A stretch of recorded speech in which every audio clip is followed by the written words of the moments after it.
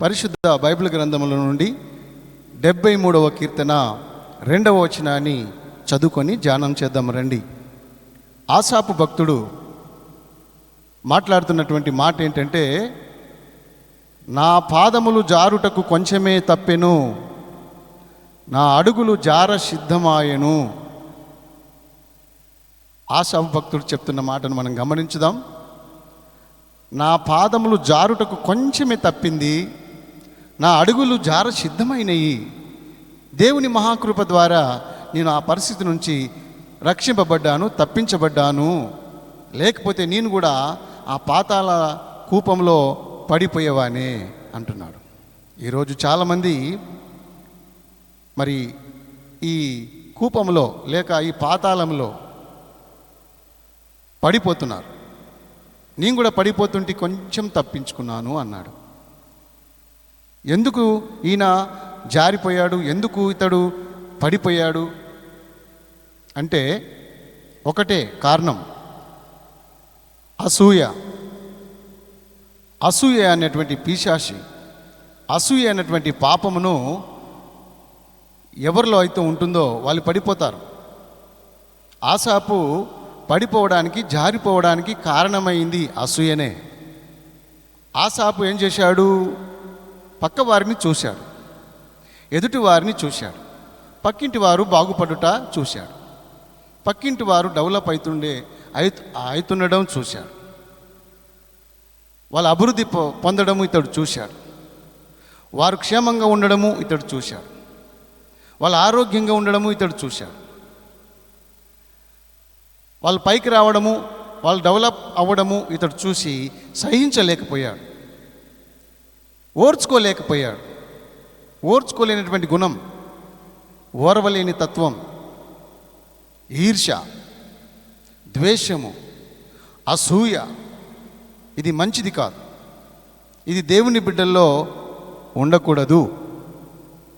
ఆసాపు భక్తుడు అట్లాంటి ఈర్ష్యతో నిండుకొన్నవాడై ఇతరులు బాగుపడుట అతనికి నచ్చలేదు, ఇతరులు అభివృద్ధి పొందుట అతనికి నచ్చలేదు, ఇతరులు పైకి రావడం అతనికి నచ్చలేదు, పక్కింటి వారు బాగుపడడం, పక్కింటి వారికి పంట పండితే ఇతనికి నచ్చదు, పక్కింటి వారు ఇల్లు కట్టుకున్నా ఇతనికి నచ్చదు, పక్కింటి వారు కారు కొనుక్కున్నా ఇతనికి నచ్చదు. ఇతరులు బాగుపడడం, ఇతరుల క్షేమం అంటేనే ఇతనికి పడదు. ఇలాంటి దుర్గుణం, అసూయ మీలో ఎవరికైనా ఉన్నదా? ఒకవేళ ఇట్లాంటి అసూయ గుణం మీలో ఉంటే మీరు ఖచ్చితంగా కాలు జారే స్థితిలోనే ఉన్నారు, పడిపోయే స్థితిలోనే ఉన్నారు. ఈ అసూయ చేతనే ఈరోజు అనేక మంది పడి కూలి నశించిపోతున్నారు. ఇట్లాంటి దుర్గుణం ఎవరిలో ఉండకుండా మనం కూడా జాగ్రత్త పడాలి. కొంచెమే తప్పింది, నా అడుగులు జార సిద్ధమైనవి, దేవుని మహాకృప చేత నేను రక్షింపబడ్డాను, తప్పించుకున్నాను అంటున్నాడు ఆసాపు భక్తుడు. భక్తులారా, ఈ వాక్యాన్ని వింటున్న బిడ్డలారా, ఎవరిపైన మీకు అసూయ ఉందా? పక్కింటి వాళ్ళు బాగుపడితే నువ్వు ఓర్చుకోలేకపోతున్నావా? ఓర్వలేని తత్వం, ఆ పాపిష్టి గుణం నీలో ఉందా? అది మంచిది కాదు. ఇతరులు సంతోషంగా ఉంటే ఓర్వో. ఇలాంటి తత్వం కలిగినటువంటి మనుషులు మన చుట్టూ ఎంతోమంది ఉంటారు కదా. అలాంటి వాళ్ళు అపాయకరమైనటువంటి స్థితిలో ఉన్నారని, వాళ్ళు పడిపోయే స్థితిలోనే ఉన్నారని, జారిపోయే స్థితిలోనే ఉన్నారని వాక్యము తేటగా మనతో మాట్లాడుతుంది. కాబట్టి అసూయ గుణము మనలో ఎవ్వరికీ ఉండరాదు. ఇది దేవుని పిల్లలకు అస్సలకే కుదరదు. దేవుని పిల్లలు అసూయతో ఉండరాదు. కాబట్టి ఒక విశ్వాసి మరొక విశ్వాసి మీద అసూయ పడ్డాడని బైబిల్లో రాయబడ్డది. ఒక విశ్వాసి సైకిల్ కొనుక్కున్నాడంట, కొత్త సైకిల్. ఆ సైకిల్ కొనుక్కున్న వానిపైన పక్కోడు అసూయపడ్డాడు. ప్రభు దగ్గరికి వెళ్ళాడు. ప్రభువా, అతడు కొత్త సైకిల్ కొన్నాడు, మరి నాకు సైకిల్ లేదు కదా, నాకు ఒక బైక్ ఇవ్వమని దేవుని దగ్గర అడిగితే దేవుడు అతని ప్రార్థన విని అతనికి బైక్ ఇచ్చేశాడు. ఉదయాన్నే లేచి చూస్తే ఆ పక్కింటి దగ్గర కారు వచ్చి నిలబడ్డది. కారును చూసి ఇంకింత మండిపోయాడు ఇతడు. నేను దేవుని దగ్గర బైక్ అడిగాను, దేవుడు నాకు బైక్ ఇచ్చాడు కానీ పక్కింటోనికి కారు ఇచ్చాడే. ఆ కారును చూసి మండిపోయి ఓర్వలేని తత్వంతో మళ్ళీ దేవుని దగ్గరికి వెళ్ళి ప్రార్థన చేశాడంట. దేవా, నాకు ఒక బిల్డింగ్ ఇవ్వమని ప్రార్థన చేస్తున్నాడు. దేవుడు ఇతనికి బిల్డింగ్ ఇచ్చాడు కానీ పక్కింటోనికి డబల్ బిల్డింగ్ ఇచ్చాడు. Ground floor, first floor, double building ఇచ్చాడు. ఇతడు పొద్దున్న లేచి చూసినప్పుడు అతనికి 2 అంతస్తుల బిల్డింగ్ కనబడ్డది. అప్పుడు అసూయపడ్డాడు, మరింత అసూయపడ్డాడట. ఏంటి, నేను దేవుని దగ్గర బైక్ అడిగితే అతనికి కారు ఇచ్చాడు, ఒక ఇల్లు అడిగితే అతనికి 2 డబల్ బిల్డింగ్ ఇచ్చాడు, ఈయన ఒకటి అడిగితే అతనికి 2 ఇస్తున్నాడు కదా. అయితే ఈరోజు ఒక ప్రత్యేకమైన ప్రార్థన చేస్తా అని అసూయ చేత దేవుని సన్నిధిలోకి వెళ్ళి పక్కవారి మీద అసూయ చేత ప్రార్థన చేశాడు. ఏమని ప్రార్థన చేశాడు తెలుసునా? దేవా, ఒక కన్ను తీసేయి నాది, నా కన్ను తీసేయి అని ప్రార్థన చేస్తున్నాడు. ఎందుకు అలా అంటున్నాడంటే, నేను ఒకటి అడిగితే అతనికి 2 వస్తున్నాయి కదా, నేను ఒక కన్ను తీసేసుకుంటే అతను 2 కన్నులు పోతాయి, అతని నోట్లో మన్ను పడుతుంది అనుకున్నాడు. ఆసూయ చేత ప్రార్థన చేశాడట. అయితే బలవంతంగా దేవుని సన్నిధిలో ఇతని కన్నును పొడుచుకున్నాడు, తనకు తానే కన్ను తీసేసుకున్నాడు. పొద్దున లేచి చూసినప్పుడు పక్కింటి వాడు బాగానే ఉన్నాడు, అతని కన్నులేం పోలే, అతను 2 కన్నులు కలిగి చక్కగా ఆనందంగా ఉన్నాడు. ఇతడు అతను చూసి ఇంకింత మండిపడ్డాడు. అతను 2 కన్నులు పోతాయేమో అని నేను ఒక కన్ను తీసేసుకున్నాను, నా కన్నే పోయింది కానీ అతని కన్నులు పోవు. నువ్వు అసూయ చేత ఇలాంటి పనులు చేస్తే నీకే నష్టం. అసూయ అగ్ని లాంటిది, అగ్ని ఎవరిలో ఉంటే వాళ్ళే కాలిపోతారు. అసూయ మంచిది కానే కాదు. యోబు గ్రంథము 5వ అధ్యాయము 2వ వచనములో ఉంది, అసూయ చేత బుద్ధిహీనులు చస్తారు. తెలివి లేని వాళ్ళు, బుద్ధిహీనులు, అసూయపరులు అసూయ చేతనే చస్తారు అని ఖచ్చితంగా బైబిల్లో రాయబడ్డది. కాబట్టి దేవుని పిల్లలారా, మనం ఎవరిపైన అసూయపడడానికి వీలే లేదు. మనం అసూయపడద్దు, బాగుపడని మనం సపోర్ట్ చేయాలి. వాళ్ళ ఆనందంలో మనము ఆనందించాలి. వాళ్ళ క్షేమం కోరే వాళ్ళంగా ఉండాలి, వాళ్ళ బాహువు కోరే వాళ్ళంగా ఉండాలి, వాళ్ళకు మేలు కోరే వాళ్ళంగా మనం ఉండాలి. కానీ ఎప్పుడు కీడు చేయొద్దు. మేలు చేయకపోయినా సరే కానీ కీడు మాత్రం ఎవరికి చేయొద్దు. అసూయ గుణము, ఆ చెడ్డ గుణము మనలో ఉండొద్దు. అది యేసు ప్రభువుకు ఇష్టం లేదు. అందుకనే మనం అసూయను వదిలిపెట్టేసేయాలి. బైబిల్ సెలవిస్తుంది, పరిశుద్ధ గ్రంథంలో మనం చూడొచ్చు.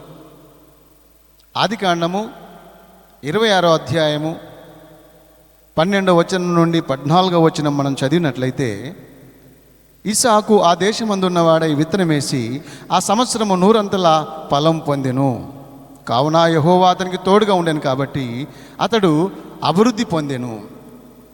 క్రమక్రమముగా అభివృద్ధి పొందుచూ వచ్చెను. గొర్రెల మందలు, మేకల మందలు, దాసాన దాసీలు సమృద్ధి కలిగిన వాడై అభివృద్ధి పొందినందున అక్కడున్న ఫిలిష్తీయులు అతని మీద అసూయపడిరి అని రాయింది. ఫిలిష్తీయులు ఇస్సాకు పైన అసూయపడ్డారు. ఎందుకు? ఇస్సాకు ఆశీర్వదించబడ్డాడు, నూరంతలుగా దీవించబడ్డాడు. దేవుడు అతన్ని గొప్పగా దీవించాడు. కాబట్టే ఓర్వలేనటువంటి తత్వం ఉన్నటువంటి వాళ్ళు, ఈర్ష్య కలిగినటువంటి వాళ్ళు పగబెట్టుకొని ఇస్సాకుతో జగడమాడి ఇస్సాకు మీద అసూయ పడ్డారని బైబిల్ సెలవిస్తుంది. ఒకడు డెవలప్ అవ్వడం వల్ల, ఒకడు అభివృద్ధి పొందడం వల్ల ఈరోజు చాలామంది ఇదే అసూయ పడుతున్నారు. విశ్వాసులకు ఒకరి మీద ఒకరికి అసూయ, పాస్టర్లకు ఒకరి మీద ఒకరికి అసూయ. ఇలాంటి తత్వము ఉండొద్దు, సంఘంలో ఇలాంటి గుణము ఉండొద్దు. ప్రపంచంలో ఎవరికి కూడా అసూయ అన్నటువంటి ఆ దురాత్మ, ఆ పిశాచి లక్షణం ఉండొద్దు అని బైబిల్ చదివిస్తుంది. కాబట్టి ప్రియమైన దేవుని పిల్లలారా, మనం అసూయ పడరాదు. బైబిల్లో మనం చూసినట్లయితే యోసేపు గురించి మనం చదువుకుంటే ఆదికాండం 37వ అధ్యాయము 11వ వచనం చూసినట్లయితే అన్నదమ్ములు యోసేపు మీద అసూయపడ్డారు అని లేఖనం ఖచ్చితంగా సెలవిస్తుంది. యోసేపు మీద అన్నదమ్ములందరూ అసూయపడ్డారట. అసూయ చేత అతన్ని గుంతల పడేశారు. అసూయ చేత అతన్ని వేరే వాళ్లకు అమ్మివేసుకున్నారు. అసూయ వలన అతన్ని నష్టం పరచాలని ఎన్నో ప్రయత్నాలు చేశారు. కానీ దేవుడు యోసేపుకు తోడుగా ఉండి యోసేపుని ఆశీర్వదించాడు. ఈ అన్నదమ్ములందరూ అసూయపడ్డారు. బైబిల్లో రాయబడది, యోసేపు మీద అసూయపడ్డారు. ఇంకో వచనాన్ని కూడా మనం చదువుకోవచ్చు. ఆదికాండం 30వ అధ్యాయము 1వ వచనం. రాహేలు తాను యాకోబునకు పిల్లలు కనకపోవట చూసి తన అక్కయందు అసూయపడి యాకోబుతో, నువ్వు నాకు గర్భఫలం ఇస్తావా లేదా, లేకపోతే నేను చనిపోతాను అని యాకోబుతో జగడం పెట్టుకుంది. అక్కయందు అసూయపడ్డది అని ఆదికాండము 30వ అధ్యాయము 1వ వచనంలో చూస్తున్నాం. అక్కయందు ఎందుకు అసూయపడ్డదంటే అక్కకు సంతానమైంది, ఈమెకు సంతానము కాలేదు. సంతానమైన అక్కను 4 కుమారులు కన్నది అక్క. రూబేను, సీమోను, యూదా. వీళ్ళందరినీ కూడా మరి ఆమె దేవుని కృప చేత కన్నది. దేవుడు ఆ లేయకు ఆ సంతానం ఇచ్చినందువల్ల రాహేలు అక్క అయిన లేహ మీద అసూయపడడం కరెక్ట్ కాదు. అసూయ చేత ఆమె కూడా మరి పాపములో పడిపోయింది. దేవుని బిడ్డలారా, ఎవరు కూడా అసూయపడడానికి వీలు లేదని బైబిల్ సెలవిస్తుంది. కాబట్టి మనం అసూయపడరాదు. బైబిల్లో అనేక చోట్ల ఈ వాక్యాన్ని మనము చూడవచ్చు. కయీను ఏబేలుని చంపడం, ఏబేలు నీతిమంతుడు, కయీను దుష్టుడు. ఏబేలు మంచితనాన్ని ఓర్చుకోలేక, ఏబేలు యొక్క నీతిని ఓర్చుకోలేక, ఆయన యథార్థతను ఓర్చుకోలేక, ఆయన మంచితనం ఓర్చుకోలేక ఒకరోజు ఏబేల్ని ఈ అన్న అయిన కయీను చంపి పడేశాడు. అసూయ బుద్ధి, అసూయ గుణం, ఈర్ష్య, ద్వేషము, అసూయ, కోపం, పగ, ఇవి మంచి కావు అని బైబిల్ చదివిస్తుంది. ఈరోజు ఎవరైనా ఈ వాక్యాన్ని వింటున్న ప్రతి బిడ్డలో ఎవరైనప్పటికీ మీరు పక్కవారి మీద, పొరుగు వారి మీద ఎప్పుడు కూడా అసూయపడొద్దు, ఈర్ష్య పెట్టుకోవద్దు, ద్వేషం పెట్టుకోవద్దు అని బైబిల్ చదివిస్తుంది. దేవునికి ఇష్టం లేవు ఇలాంటి లక్షణాలు బైబిల్లో. ఇక మనం చూసినట్లయితే కీర్తన 106వ అధ్యాయము 16వ వచనంలో చూసినట్లయితే, వారు మోషే మీదను దేవునికి ప్రతిష్ఠుడైన ఆరోను మీదను అసూయపడిరి. మోషే మీద, దేవునికి ప్రతిష్ఠుడైన ఆరోను మీద అసూయపడ్డారంట. ఎవరు? కోరాహు సంతానం, కోరాహు కుటుంబీకులు, దాతాను కుటుంబీకులు, అభిరాములు అనే వారి కుటుంబీకులు అందరూ కూడా మోషే మీద, ఆరోను మీద అసూయపడ్డారు. మీరేనా సేవకులు, మేము కాదా? మీరు బలి అర్పిస్తేనే దేవుడు అంగీకరిస్తాడా? మేము అర్పిస్తే అంగీకరించడా అని ఒక గుంపు తయారైంది. దైవ సేవకులకు ఒక గుంపు వ్యతిరేకమైన ఒక గుంపు తయారై ఆ దైవజనుల మీద అసూయపడడం దేవుడు చూశాడు. దేవుడు చూసి మోషే ఆరోనులతో అన్నాడు, మీరు పక్కకి వెళ్ళండి, వీళ్ళ సంగతి నేను చూసుకుంటాను అని దేవుడు కోపంతో భూమికి ఆజ్ఞాపించాడు. భూమి ఏం చేసింది తెలుసునా? భూమి నెరవిడిచి నోరు తెరచి ఆ కోరావు కుటుంబీకులను మింగివేశను, దాతాను కుటుంబీకులను కప్పివేశను, అభిరాము కుటుంబీకులను ముంచివేశను, సజీవులుగా ఉన్నప్పుడే సమాధి చేసేసింది భూమి. వాళ్ళు భూమి కూడా బరువయ్యారు. ఈ అసూయతో ఉన్నటువంటి వాళ్ళు పరలోకం చేరడం కాదు, భూమికి కూడా బరువే. భూమి కూడా వాళ్ళని సహించదు, భూమి కూడా వీళ్ళను ఓర్చుకోదు. వీళ్ళు ఫుల్ అసూయతో ఉన్నారు కాబట్టి, ఈర్ష్యతో ఉన్నారు కాబట్టి, ఇలాంటి దుర్గుణంతో ఉన్నారు కాబట్టి ఈ భూమి కూడా వాళ్ళని సహించక నోరు తెరచి భూమి నెరవిడిచి సజీవులుగా కప్పిపడేసింది, మింగివేసింది. జాగ్రత్త, నీవెవరి మీద అసూయపడడానికి వీలు లేదు. ఒకవేళ అటువంటి తత్వం ఉంటే ఈ వాక్యాన్ని విన్న వెంటనే మారు మనసు పొందు, మనసు మార్చుకో, దేవుడు నేను దీవిస్తాడు. మనసు మార్చుకో, మారు మనసు పొందు, రక్షణ పొందుకో.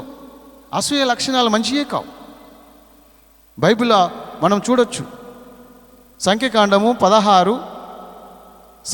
16 అధ్యాయము 32 నుండి 33 వచనాలు, 16 అధ్యాయం అంతా కూడా ఈ కోరావు, ఈ దాతాను, ఈ అభిరాములు, ఈ మోషే పైన, ఆరోనుల పైన ఎలాగ వ్యతిరేకత చేశారో, ఎలా అసూయపడ్డారో ఆ పట్టిక మనం చదువుకోవచ్చు. దేవుని సేవకుల మీద అసూయపడి, పక్కవారి మీద అసూయపడి, పొరుగు వారి మీద అసూయపడి ఎవరన్నా బాగుపడ్డారా? అందుకే ఆసాపు అన్నాడు, అమ్మయ్యో, నేను కొంచెమైతే నా పాదములు జారుటకు కొంచెమే తప్పెను, నా అడుగులు జార సిద్ధమాయను, నేను కూడా పాతాళ కూపంలో పడిపోతుంటే తప్పించుకున్నాను అంటున్నాడు. నీవు కూడా ఈరోజు తప్పించుకో, అసూయ పిశాచి నుండి తప్పించుకో, ఆ పాపం నుండి బయటకు రా. అట్లాంటి లక్షణాలు మనకు ఉండడం మంచిది కాదు. మనం ఏ స్థితిలో ఉన్నామో ఆ స్థితిలోనే ఆనందించాలి. ఫిలిప్పీ పత్రికలో పౌలు అన్నాడు 4వ అధ్యాయంలో, నేను ఏ స్థితిలో ఉండనెరుగుదునో ఆ స్థితిలోనే సంతృప్తి కలిగి ఉండనెరుగుదును. నేను ఏ స్థితిలో ఉన్నానో ఆ స్థితిలోనే సంతృప్తి కలిగి ఉండనెరుగుదును. చూశారా, మనం ఏ స్థితిలో ఉన్నా ఆ స్థితిలో దేవుని స్తుతించాలి తప్ప, దాంట్లో సంతృప్తి కలిగి ఉండాలి తప్ప, లేని వాటిని కోరి పక్కవారిని చూసి అసూయపడి నాశనం కావద్దు, పాతాళ కూపంలో పడిపోవద్దు. అందుకనే ప్రేమతో యేసుక్రీస్తు ప్రభు అట్లాంటి వారితో మాట్లాడుతున్నాడు ఈరోజు. సహోదరుడా, అసూయ మానేసేయి, అది మంచిది కాదు. అసూయ పరులను భూమి కూడా సహించదు, భూమి కూడా ఓర్చుకోదు. ఎట్లయితే భూమి వాళ్ళని మింగివేసిందో, నిన్ను కూడా మింగివేయకముందే నువ్వు మారు మనసు పొందాలని ఒక సేవకునిగా నేను హెచ్చరిస్తున్నా. దేవుడు మిమ్మలను ఆ విధంగా మారు మనసు ఇచ్చి రక్షించాలని కోరుతున్నా. బైబిల్లో మనము చాలా సంఘటనలు నేర్చుకోవచ్చు. యేసుక్రీస్తు ప్రభుకు సిలువకి వేసింది అసూయ చేతనే. బైబిల్ చదివిస్తుంది. మత్తయి సువార్త 27:18, మార్కు శుభవార్త 15:9. యేసుక్రీస్తు మీద శాస్త్రులు, పరిసయ్యులు కేవలం అసూయ చేతనే యేసు ప్రభుని సిలువేశారు. కానీ యేసు ప్రభు ఏ నేరం చేయలేదు, యేసు ప్రభు ఏ దేవదూషణ చేయలేదు. యేసు ప్రభు ఉన్నది ఉన్నట్లే మాట్లాడాడు. యేసు ప్రభు సత్యమే మాట్లాడాడు, అబద్ధం మాట్లాడలేదు. అయితే ఆ నిజమైన ఆ సత్యవంతుడైన యేసుక్రీస్తు పైన ఈ శాస్త్రులు, ఈ పరిసయ్యులు, ఈ ధర్మశాస్త్ర ఉపదేశకులు అసూయపడి యేసును సిలువకేశారని లేఖనం సెలవిస్తుంది. కేవలం అసూయ చేతనే ఆయన చంపేశారు. ఈరోజు చాలామంది మంచోళ్ళని చంపేస్తున్నారు. ఎందుకు? అసూయ, ఈర్ష్య, ద్వేషం.